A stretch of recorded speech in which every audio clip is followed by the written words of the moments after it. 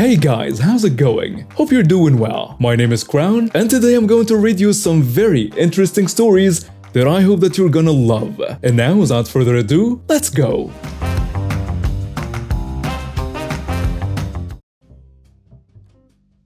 Once I had a lady, indigenous, stop me in a grocery store with my stepchildren, 2 blonde and 1 ginger, and scream for a manager that I was kidnapping these kids and they needed to call the police immediately, and blocking the door with her carton body. It was my children's first encounter with abject racism, something that I have tried to shield them from. The manager took one look at my crying youngest child and me trying to comfort him, and he was 7 at the time, and started apologizing immediately. The lady then started screaming at him that this Hispanic slur omitted was in this country to human traffic children, and we were told this was going to happen. I've struck people before. Don't know if I ever considered doing it in front of my kids.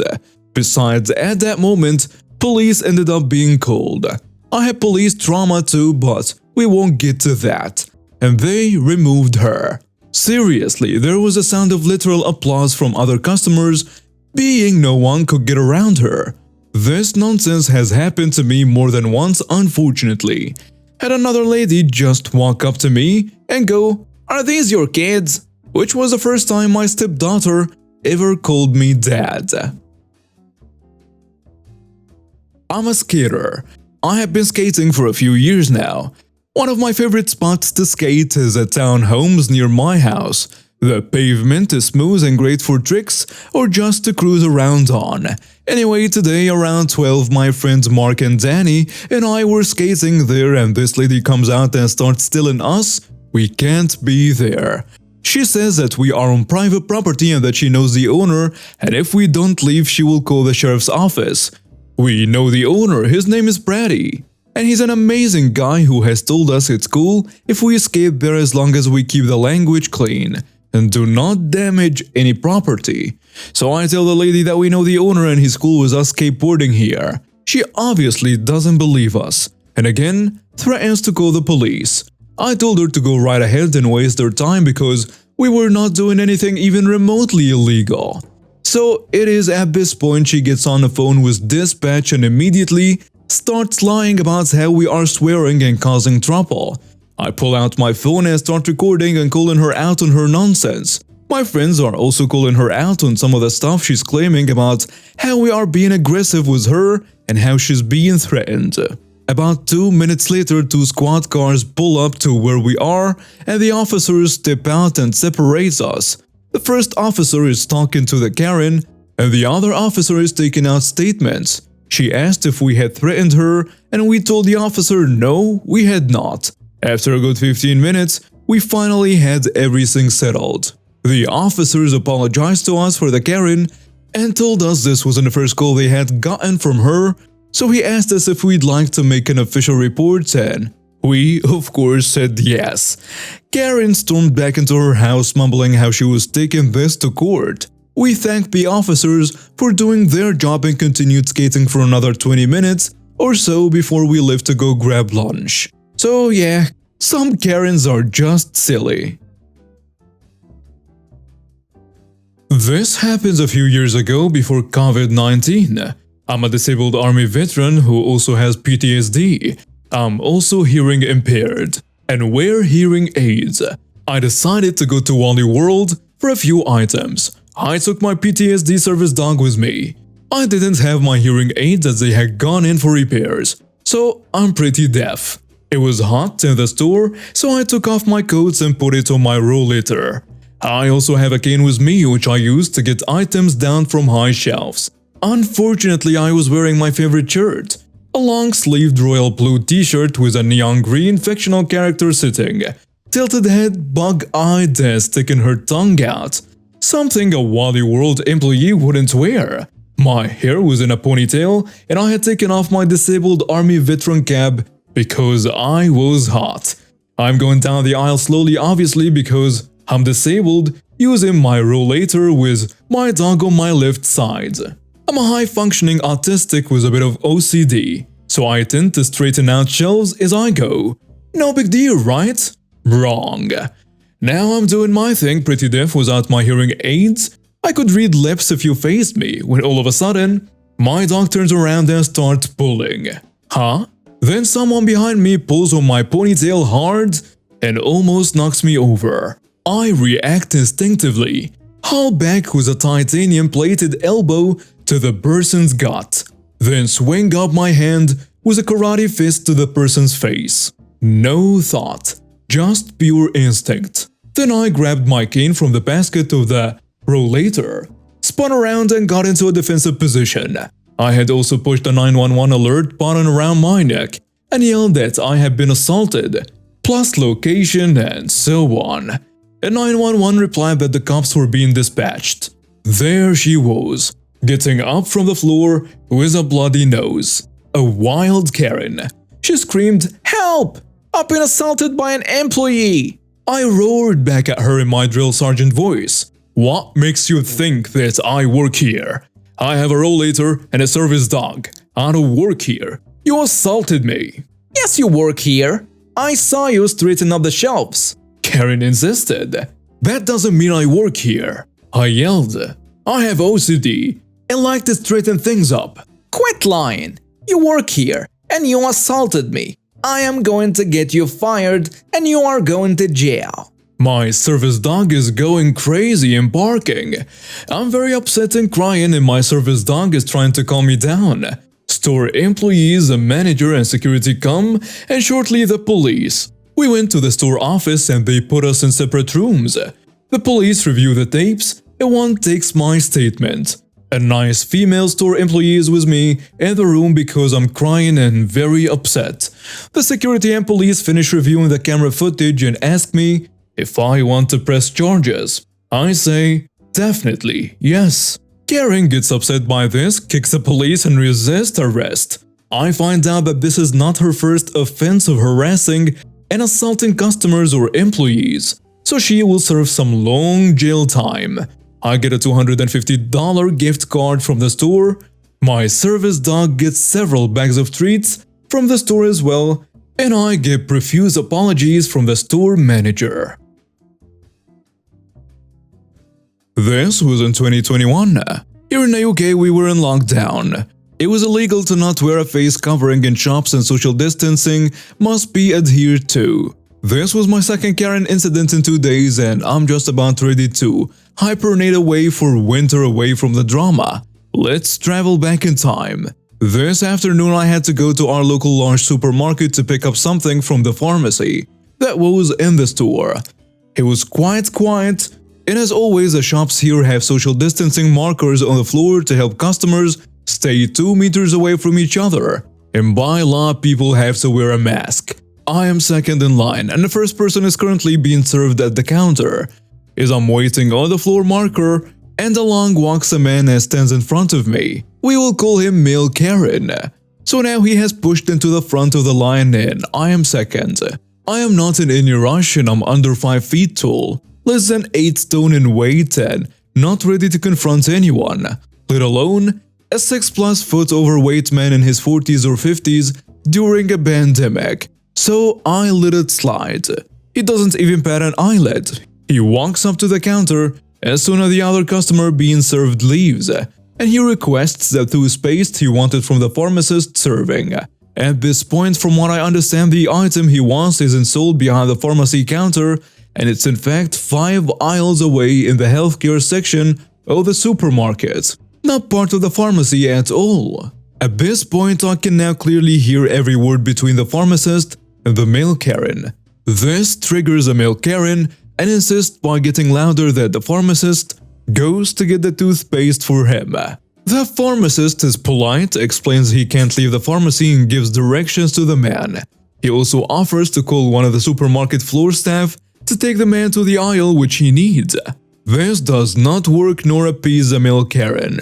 He starts to get angrier, leaning over the counter, pressing his face against the plastic barrier that separates customers from staff and pointing at the pharmacist under the gap of the barrier where you slide your money to pay. The Male Karen is yelling obscenities and demanding that the pharmacist go and get it right now. "You do as you're told and go get my toothpaste right now." Thankfully, the pharmacy is stationed right next to where the security room is, and they do not tolerate any abuse. As I'm standing back, I see him hit the hidden security button under the counter. The man rips off his face mask and is full on shouting at the pharmacist, complaining and raging that this is unacceptable, banging his hands on the counter and knocks item off the display with his temper tantrum, still screaming that they should go and get the item for him and that he should be treated with respect. I can't even believe people think they are this entitled. But here this guy is. The security arrive within a few seconds as they are literally behind the door to the side of the counter, and I'm sure they could hear the problem, and escort the raging man out of the store. By the time I left the building, there were 2 police cars outside and a police van, and plant soil and plant pots from where the supermarket sells, well, plants, thrown all over the floor. So I can only assume he started throwing plants and flower pots at the security guards. Not sure about that part, I just have to speculate that. The male Karen I had seen earlier was still raging, now at police officers, and towards the security standing nearby talking with another officer. He was being loaded into the back of the big blue van in handcuffs, still raging about how he shouldn't be treated like this, that he's done nothing wrong. I'm just glad I never confronted him myself about jumping the queue, but it left me and others, including the staff, shaken by the event of this person and their pure entitlement. All over toothpaste. So I, 22 female, was homeless for about 3 years. I alternated between couch hopping, sleeping in my car, and sleeping in shelters.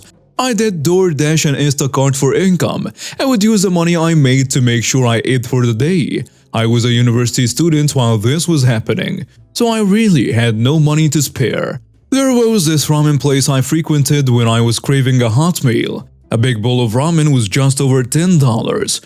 Me and my boyfriend would go there often. My boyfriend at the time didn't know of my situation. It was pretty early in our relationship, one of my first dates, and I offered to pay, as he had paid the last 2 dates. He fought me on it but finally agreed. I told him I wouldn't have enough money to tip, and our school wasn't in the best area, so he didn't carry cash on him. He and I agreed to just tip more the next time we came back. So we had our meal, and when we finished and I got the bill, I paid quietly with my Dasher Direct card. She didn't come back for about 20 minutes. I say, I wonder if the card was rejected. We're the only ones here. So I don't understand why she would have just left with it otherwise. My boyfriend says, I feel like that's something she would have come back for. Maybe she's upset because I didn't tip? I'm sure you're not the only person. This is a college town. There is no way you're the first person who walked in here without enough money for a tip. I don't know, I don't even have enough money on that card for a tip. I have a few cents left over, maybe. Wait here, I'll go ask. Wait, no. I don't want to make a scene. She took your card. You need that. I can just order a new one. They are free to order. It's not a big deal. There's nothing on it anyways. She can steal it. My boyfriend stands up and walks to the counter. Hi, sorry to bother you. I was wondering if something was wrong with the transaction. The waitress glances up from her phone angrily. No, it went through just fine. But your amount was just wrong. What do you mean wrong? I don't see any tip. So I join the conversation and I say, I'm sorry, I just couldn't afford it. You know, that's very rude. I have a family, I have kids. Do you know how much they underpay us? I don't have much, I'm sorry. You shouldn't go out to eat if you can't afford to tip. I said I'm sorry. Hey, do not apologize. I'd just like her card back, please. My boyfriend says. I add, there is nothing on that card to pay it with. I only made enough to get us 2 meals. Do either of you have cash? Our school wasn't in the best area, so most of the time we didn't carry cash on us. We both said no, but even if we did, I don't think either of us would have given it to her. Me quietly say, honey, please come on, let's just go. I don't mind about the card really.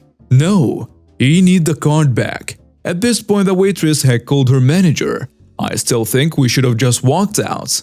The manager asks, What seems to be the problem here? These two didn't pay the correct amount. I'm sorry, I just can't afford to tip.